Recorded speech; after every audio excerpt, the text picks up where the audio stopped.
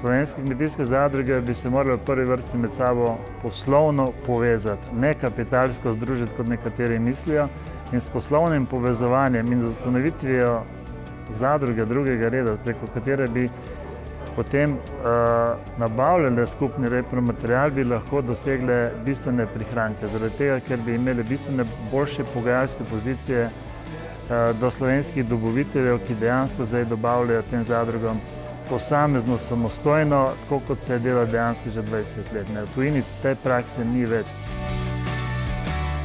Zadruge na letnem nivoju ustvarijo 600 milijonov prometa, od tega 300 milijonov prometa na področju trgovine, od tega polovica recimo repromateriala in trgovine z živili. In če vzamem zdaj samo repromaterial 150 milijonov in če bi 1% pri skupni nabavi, če samo 1% razlike vzamemo, kar ne rabimo veliko, vemo, koliko je to milijonov. Jaz sem pa prepričan, da bi pri tej skupnem povezovanju blagovnih tako dosegli 10–15% boljše nabavne pogoje. Ja, predvsem pri povečevanju transparentnosti, ne samo pri pridelavi, ampak tudi pri predelavi in potem pri končnem izdelku, pri čemer ima kupec potem zares kredibilno informacijo v rokah glede končnega proizvoda, o njegovem poreklu, o načinu pridelave.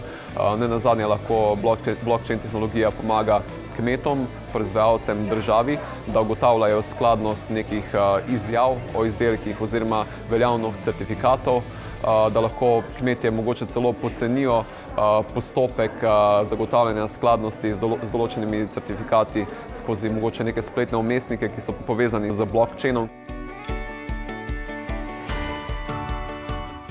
Če realno gledamo, so to tehnologije, ki grejo bolj v smer optičnih selekcij. Naj si bo to optika, tiste, ki so prvo vpletli v leto 2011 na polnilni liniji. Predvsem, kaj dobimo? Pridobimo eno varnost.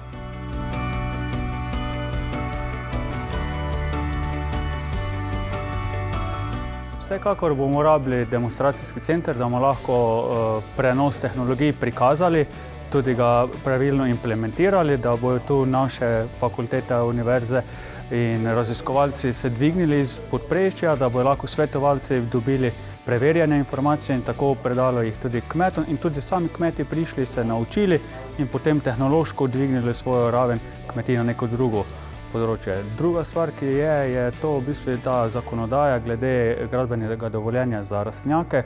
Tu trebamo narediti popravek in to izvzeti iz konteksta zdajšnjega, če hočemo povečati samooskrbo z zelenjavo, če ne bo to samo stagniralo.